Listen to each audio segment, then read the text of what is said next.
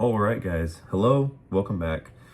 Today's podcast is going to be a little shorter than normal because I'm a little under the weather and my voice is kind of sporadic in periods of me being able to talk and then me just kind of not being able to talk. So, anyways, today we're going to be talking about Proverbs chapter 5 a little bit. and the strange woman. This is the first chapter that really dedicates a good bit of time to the strange woman. So, we'll get into it from the top. Chapter 5, verse 1. My son, attend unto my wisdom, and bow thine ear to mine understanding, that you may regard discretion, and that thy lips may keep knowledge. So we can see right there, that's kind of the four pillars in Proverbs that I've talked about a little bit, but knowledge, understanding, wisdom, discretion. Those are the four main things Proverbs keeps on pushing forwards. Is like we talked about with wisdom, hearing, applying the things that we're told, especially in the book of Proverbs, but all throughout the Bible, as the Lord's ways.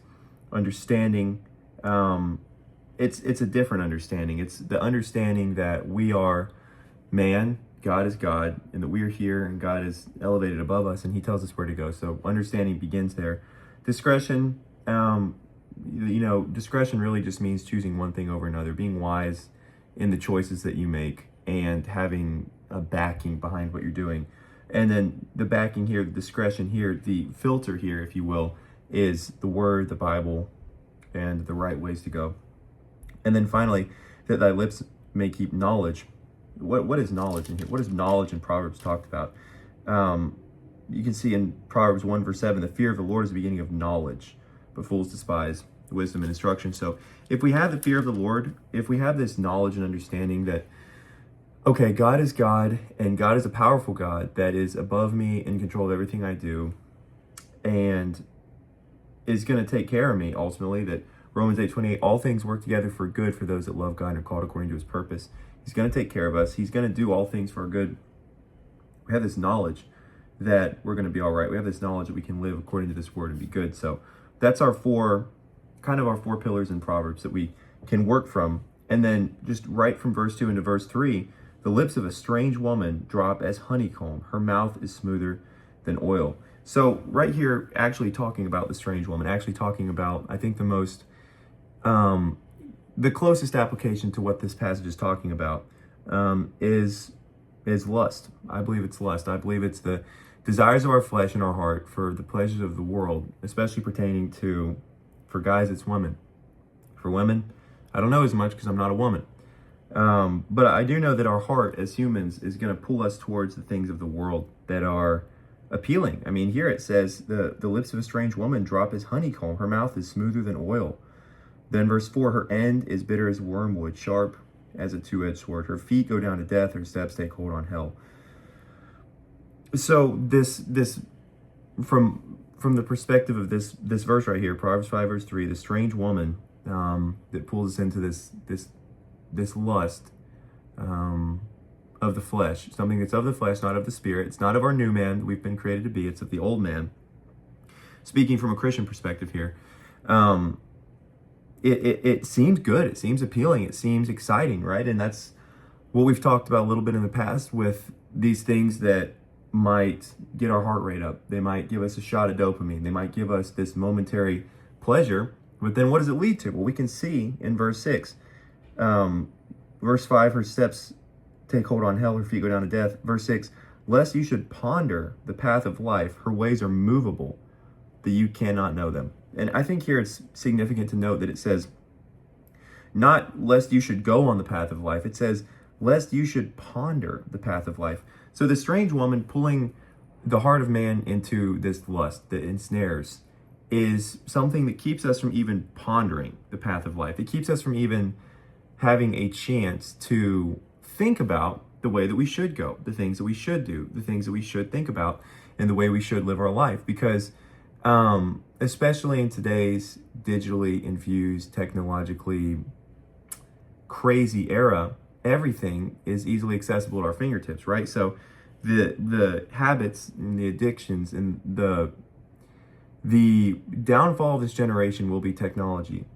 Unfortunately, because of everything that's accessible, that is terrible for people to be able to see, to hold on to, and to build as pathways in their minds. And that stops us, as it says here in verse 6, from even pondering the path of life, because we get so stuck in these ruts. We get so stuck in these ways that we should not go.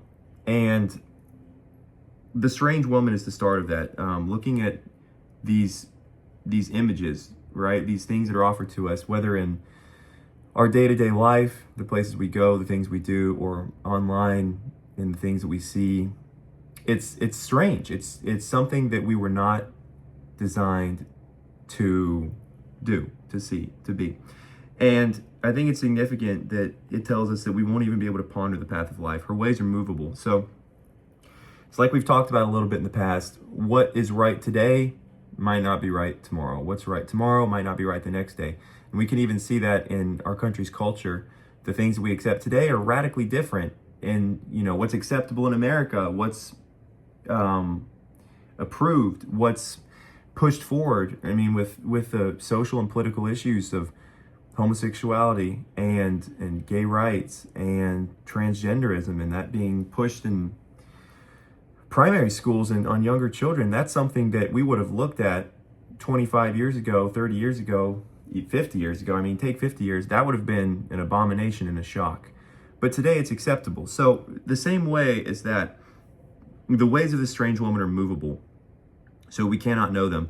And it's this concept of vanity that Solomon talks about a lot more in the book of Ecclesiastes, but it's a vapor, it's a vanity, it's here today, it's gone tomorrow, there's no foundation. And so we have to beware of this strange woman. And verse 7 follows up on that. Hear me now, therefore, O ye children, and depart not from the words of my mouth. Remove your way far from her. Do not come near the door of her house. So I want to pause there. In our lives, in our walks with the Lord, whether we're walking towards the Lord or away from the Lord, first of all, I believe there's three things we can be doing in life, ever. I think number one, we can be walking towards Jesus. Number two, we can be walking away from Jesus. Or number three, we can kind of be in a period of silence where it feels like we're paused and the Lord, maybe he's working on our lives and maybe he isn't. But if we're paused on the fence and we're doing things we shouldn't be, then I think it's really not even a pause at all. We're moving towards Satan. And if we're paused in a period where we're listening to the Lord and in the mindset, like it says in the Psalms, be still and know that I am God, then we're moving towards the Lord. So really it boils down to there's two camps. You're either moving towards Jesus or you're moving towards Satan. And here in verse 8 it says, remove your way far from her and come not near to the door of her house. That means that, specifically pertaining to lust with this strange woman, with the thoughts in our minds, we're called not to get as close as we can to falling into sin or lusting over a woman in our heart, or maybe, we just see this ad on the internet and we park on it for a little bit too long. We look at it for a little too long, but that's okay because that's not really going too deep. That's not really doing something super bad. Or, we see somebody in the gym and, we didn't look at him for too long, so it's okay. No, it says, remove your way far from her, from the strange woman. Come not near the door of her house, lest you give your honor unto others and your years unto the cruel. Reading that, the end of verse 9 right there, is pretty harrowing because it doesn't say, don't come near this woman because if so, it's going to frustrate you and mess you up and then you're going to be all right. No, it says, if you come near this woman, you're going to give your honor to others, the core of who you are. All we have, our honor, right? And our identity. We're going to give it to others. And your years unto the cruel. So the strange woman that calls to us, that beckons to us, that says, I have something to offer. I can give you pleasure, comfort, hormones, dopamine, etc., whatever. It can't. It cannot give you something that is lasting. It can give you this momentary pleasure and give you this momentary high. But then right here, in exchange for that momentary high, you'll be giving your honor to others and you'll be giving your years unto the cruel. It's, man, wow, your years. And it does. These things, these mindsets, these ruts, these addictions even, have to call them out, are not momentary. They can be lifelong unless the Lord gives freedom to the lust of the flesh. And these addictions do become years and decades and lifetimes if we're not careful, to letting our eyes stumble and fall away from where they should go. which I think is specifically what this passage is talking about. And then where that starts is letting your eye wander when you are when you first fall into the lust of the flesh, but then it manifests further when you get in a relationship, when you get into a marriage. If you still let your eyes wander, if you still let your eyes stumble, then it happens like it happens in Proverbs chapter 7, where this woman is married and she's cheating on her husband and trying to pull this man into it with her, which we'll talk about in the future. But it's not just limited to, okay, I see a pretty girl out in public and I'm going to think about her with lustful thoughts in my heart. Or from a woman's perspective, okay, I see a guy and I'm going to think about him with lustful thoughts in my heart. That's not where it ends up. You know, we can think that, we can lie to ourselves in our hearts and say that's all it's going to be. But it doesn't end there. It says here that we'll be giving our years to the cruel. Verse 10, strangers will be filled with our wealth. Our labors will be in the house of a stranger. We will mourn at the last when our flesh and our body are consumed, and say, verse 12, how I have hated instruction and my heart despised reproof. I have not obeyed the ear of my teachers. I have not inclined my ear to those who instructed me. I was almost in every evil in the midst of the congregation and the assembly. So what starts as a little thought, a little glance this way at something, grows into something completely different and manifests in ways that infiltrate our entire life. And there are marriages that have been corrupted by the lusts of people's eyes that have manifested in their marriages. And then even further than that, people cheating on their spouses because of things that start as just one little look, and then it moves and it grows and it gives your ears to the cruel. And that's our calling here. And then verses 15 through 19 talk about be satisfied with what's your own. Verse 17, let them be only with your own and not strangers with thee. Let your fountain be blessed. Rejoice with the wife of your youth. So ultimately, this fulfillment that's supposed to be with another person is supposed to be in the context of marriage, right? And that's what we're taught throughout the Bible. And then verse 20, why will you be ravished with a strange woman and embrace the bosom of a stranger? So again, why would you go after the strange woman when you could have what God has created for you in marriage? And I'm speaking in my own life. You know, the Lord I'm not married, right? So it's not like I can just be like, okay, I'm going to just go and talk to my wife about this stuff. And the Lord's, got someone there for me, because I don't have anybody right now, right? That's just the cold hard fact. So this doesn't mean you're good to go and lust and seek after these other worldly things outside of the context of marriage. It means that ultimately, unless the Lord gives us the gift of singleness, which Paul talks about as being quite a blessing in his life, unless we're given the gift of singleness, there is someone out there for us at some point. And that what Proverbs 5 verses 15 through 19 talks about is the blessing of being married to someone that exists for people at some point in time. But until that point, and during that point, we are still called to guard our eyes, right? To be wise as serpents, innocent as doves, to do what's right, and to look at the things we should look, to think the way that we should think, and to fight the fight against Satan and the things he throws at us in the flesh. And then in verse 22 and 23 to end the chapter, the fool, this man that is talking about, this fool's own iniquities will take the wicked himself. He will be held with the cords of his sins. He will die without instruction. In the greatness of his folly, he will go astray. The end of verse 22 is also just a harrowing passage. This sinner, this fool, this person that chooses the strange woman, he will be held with the cords of his own sins. He will die without instruction. In the greatness of his folly, he will go astray. So we take that first step. We look where we shouldn't look. We do what we shouldn't do. We seek out what we shouldn't seek out. And then we get in a pattern of doing it. And it becomes a habit, a practice, an addiction. Then we are held with the cords of our own sins, and we're stuck. We're stuck. When we decide to go another way that God didn't create, that contradicts what the Lord has put into place for us to live, the context of our life,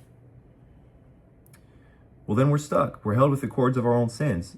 And then that's whenever we have to pray for the Lord to give us freedom. If we are in Christ, he promises us freedom from our sin. He promises us, first of all, that he's already defeated our sin.